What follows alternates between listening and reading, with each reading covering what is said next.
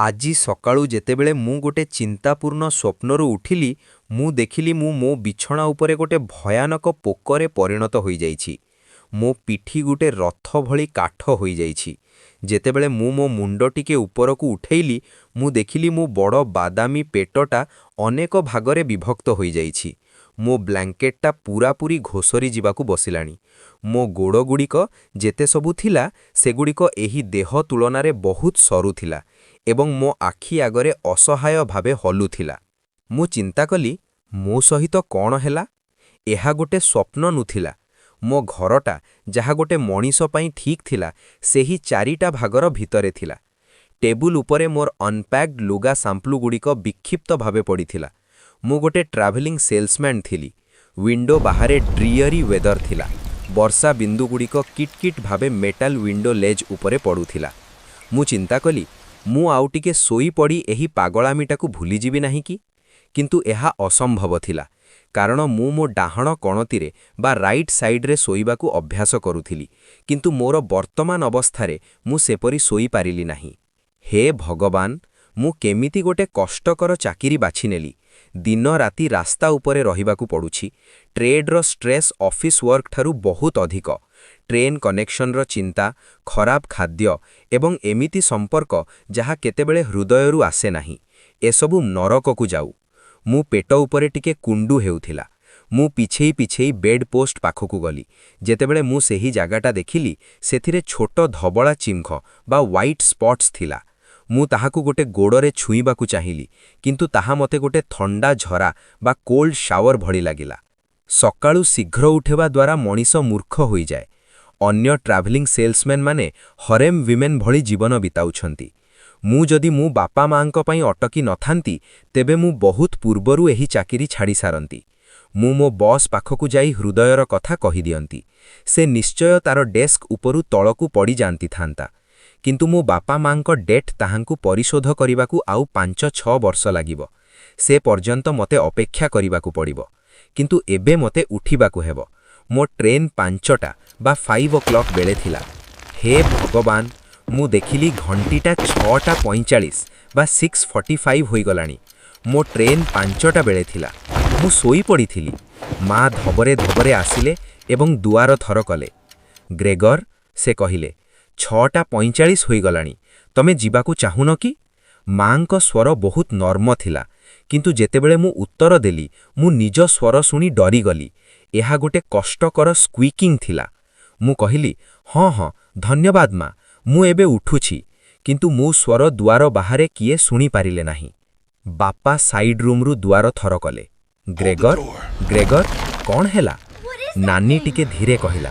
Gregor, ତମେ ଭଲ ଅଛ କି? କିଛି ଦରକାର କି? ମୁଁ କହିଲି, ମୁଁ ଏବେ ରେଡି ହୋଇଯିବି। ମୁଁ ଧୀରେ ଧୀରେ କହିବାକୁ ଚେଷ୍ଟା କଲି, ଯୋଉଥିରେ କିଏ ସନ୍ଦେହ ନ କରନ୍ତୁ। ମୁଁ ବେଡ୍ ଉପରୁ ତଳକୁ ଯିବାକୁ ଚେଷ୍ଟା କଲି, କିନ୍ତୁ ମୋର ବଡ଼ ଶରୀର ମୋତେ ସାହାଯ୍ୟ କଲା ନାହିଁ।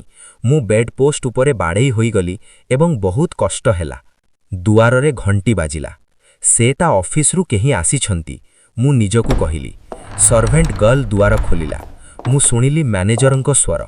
କିଏ ପାଇଁ ମୁଁ ଏମିତି ଗୋଟେ ଫର୍ମରେ କାମ କରୁଛି, ଯୋଉଥିରେ ଟିକେ ଭୁଲ ହେଲେ କିଏ ଗୋଟେ ସନ୍ଦେହର ପାତ୍ର ହୋଇଯାଏ। ମ୍ୟାନେଜର ବାବୁ ସାଇଡ୍ ରୁମ୍ରୁ କହିଲେ, ଗୁଡ୍ ମର୍ଣ୍ଣିଂ ମିଷ୍ଟର ସାମ୍ସା। ମା କହିଲେ, ସେ ଦେହ ଭଲ ନାହିଁ ମିଷ୍ଟର ମ୍ୟାନେଜର। ବିଶ୍ୱାସ କରନ୍ତୁ, ତାର ମୁଣ୍ଡରେ ବିଜନେସ୍ ଛଡ଼ା କିଛି ନାହିଁ। ସେ ରାତିରେ କେତେବେଳେ ବାହାରୁ ନାହିଁ। ମୁଁ କହିଲି, ମୁଁ ଏବେ ଆସୁଛି। କିନ୍ତୁ ମୁଁ ବେଡ୍ ଉପରୁ ପଡ଼ିଗଲି। ବହୁତ ବଡ଼ ଥଡ୍ ଆୱାଜ ହେଲା। ମ୍ୟାନେଜର ବାବୁ ପାଟି କଲେ, ମିଷ୍ଟର ସାମ୍ସା, କ'ଣ ହେଲା? ତମେ ନିଜ କୋଠରୀରେ ବ୍ୟାରିକେଡ୍ ହୋଇକି ଅଛ। ତମେ ତମର ଡ୍ୟୁଟିଗୁଡ଼ିକ ପୂରାପୂରି ଭୁଲି ଯାଉଛ। ମୁଁ ତମର ବାପା ମାଙ୍କ ନାଁରେ କହୁଛି, ମୋତେ ଏକ କ୍ଲିୟର ଏକ୍ସପ୍ଲାନେସନ୍ ଦରକାର। ତମେ ଗୋଟେ ରିଜନେବଲ୍ ପର୍ସନ୍ ଥିଲ, କିନ୍ତୁ ଏବେ ତମେ ୱିୟର୍ଡ ମୁଡ୍ରେ ଅଛ। ତମର ପ୍ରଡକ୍ଟିଭିଟି ଅନସାଟିସ୍ଫ୍ୟାକ୍ଟରି ହୋଇଯାଇଛି। ମୁଁ କହିଲି, ମ୍ୟାନେଜର ବାବୁ, ମୋତେ ଟିକେ ଡିଜି ଥିଲା। ମୁଁ ଏବେ ଉଠୁଛି। ପ୍ଲିଜ୍ ଅଫିସରେ ମୋ ବିଷୟରେ ଭଲ ଭାବେ କୁହନ୍ତୁ। ମୁଁ ମୋ ପାଟିରେ ଚାବିଟାକୁ ଘୂରେଇଲି।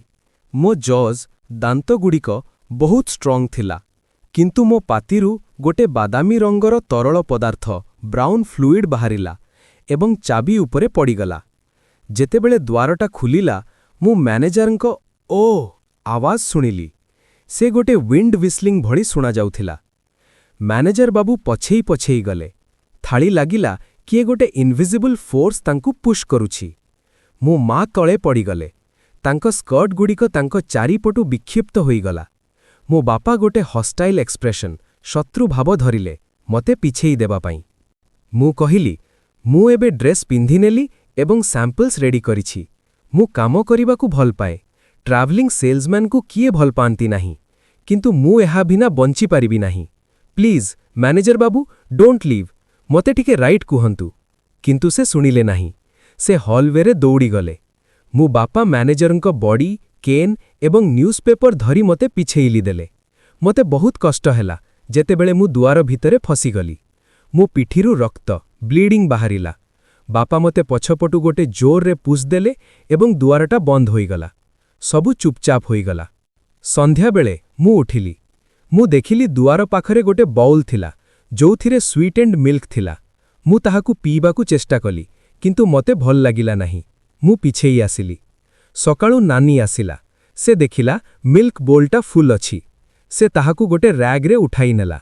ମୁଁ ଡରିଗଲି କି ସେ କ'ଣ ମୋ ପାଇଁ ଖାବାକୁ ଆଣିବ।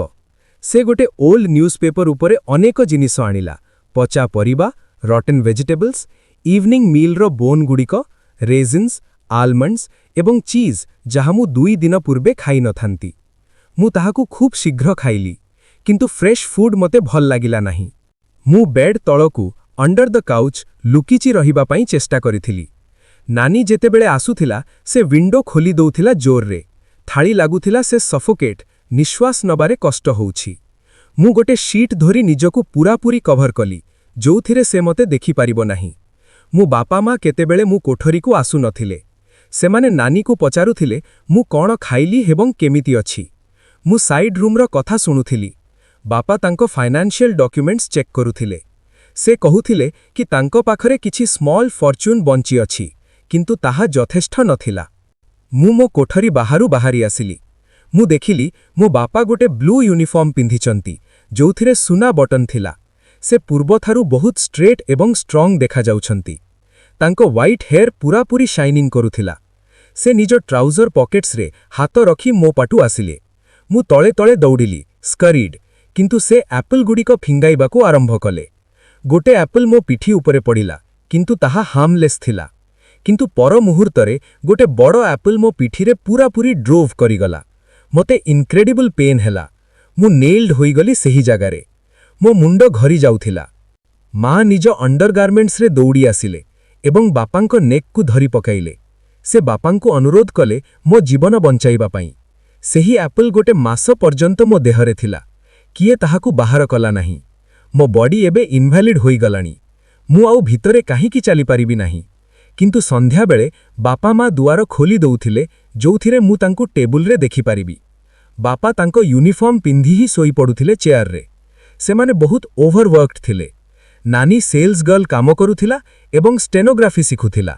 ଘରରୁ ସର୍ଭେଣ୍ଟ ଗର୍ଲକୁ ବାହାର କରିଦିଆଗଲା। ଘରେ ଏବେ 3ଟା ଲଜର ଆସିଛନ୍ତି।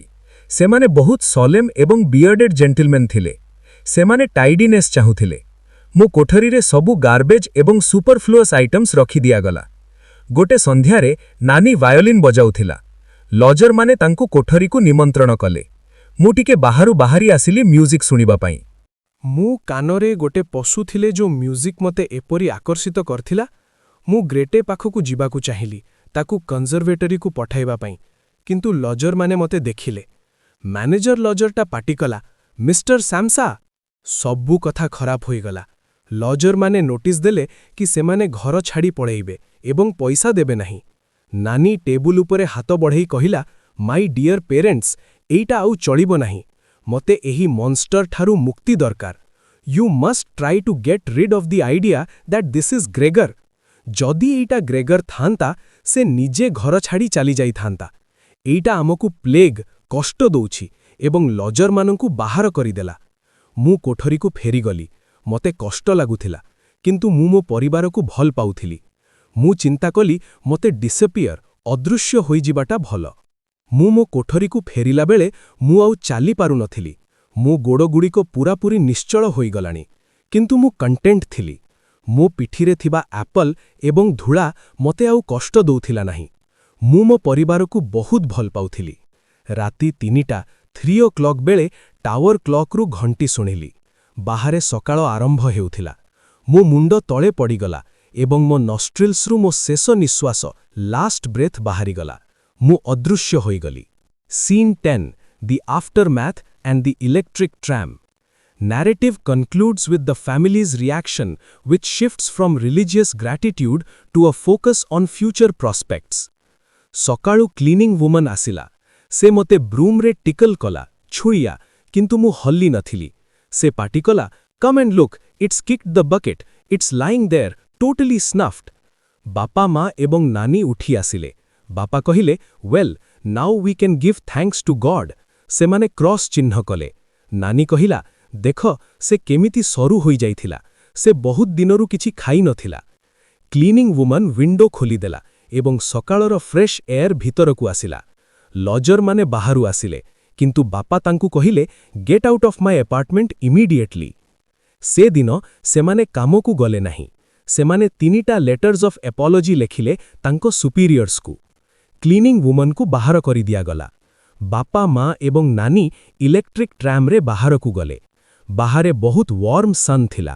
ସେମାନେ ନିଜର ପ୍ରସ୍ପେକ୍ଟସ୍ ଭବିଷ୍ୟତ କଥା କହିଲେ, ଯାହା ବହୁତ ଭଲ ଥିଲା। ସେମାନେ ଗୋଟେ ଛୋଟ ଏବଂ ଶସ୍ତା ଆପାର୍ଟମେଣ୍ଟ ଚାହୁଁଥିଲେ, ଯାହା ଗ୍ରେଗରଙ୍କ ଘରଠାରୁ ଭଲ ଥିବ। ନାନୀ ଏବେ ଗୋଟେ ଭଲପଚୁଆସ୍ ୟଙ୍ଗ ୱୁମନ୍ ହୋଇଯାଇଥିଲା। ସେମାନେ ତା ପାଇଁ ଗୋଟେ ଭଲ ବର, ଅନେଷ୍ଟ ମ୍ୟାନ୍ ଖୋଜିବାକୁ ଚିନ୍ତା କଲେ। ନାନୀ ଟିକେ ଉଠି ହୋଇକି ନିଜ ଦେହକୁ ଷ୍ଟ୍ରେଚ୍ କଲା, ଯାହା ତାଙ୍କ ନୂଆ ସ୍ୱପ୍ନର କନଫର୍ମେସନ୍ ଥିଲା। ବୁକ୍ କେବଳ ଇନସେକ୍ଟର କାହାଣୀ ନୁହେଁ। ଏ କାହାଣୀ ମଣିଷର ଲୋନଲିନେସ୍, ସୋସାଇଟିର କ୍ରୁଏଲ୍ଟି ଆଉ ସିଷ୍ଟମର ପ୍ରେସର ଉପରେ ଲେଖା ହେଇଛି। କାଫକା କହୁଛନ୍ତି ଯେ ସମାଜ ମଣିଷକୁ ତା କାମ ଦ୍ୱାରା ଜଜ୍ କରେ। ଯେବେ ତୁମେ କାମ କରିପାରୁଛ, ତୁମେ ଇମ୍ପୋର୍ଟାଣ୍ଟ। ଯେବେ ତୁମେ ୟୁଜଲେସ୍ ହେଇଯାଉଛ, ତୁମେ ବୋଝ। ଗ୍ରେଗର ମଣିଷ ଥିଲା, କିନ୍ତୁ ସେ ଜନ୍ତୁ ଯାଇସି ଟ୍ରିଟ୍ ହେଲା। ଅସଲରେ ସେ ଇନସେକ୍ଟ ହେଇଥିଲା ନୁହେଁ, ସେ ସମାଜ ଭିତରେ ନିଜକୁ ଇନସେକ୍ଟ ଯାଇସି ଫିଲ୍ କରୁଥିଲା। ଏ କାହାଣୀ କହୁଛି ଯେ ଫ୍ୟାମିଲି ବି ପ୍ରାକ୍ଟିକାଲ ହେଇଯାଆନ୍ତି, ଲଭ୍ ବି କଣ୍ଡିସନରେ ଥାଏ। ସିଷ୍ଟମ ମଣିଷକୁ ମସିନ୍ ଯାଇସି ୟୁଜ୍ କରେ। ଇମୋସନ୍ ଠାରୁ ପ୍ରଡକ୍ଟିଭିଟି ବଡ଼ ହେଇଯାଏ।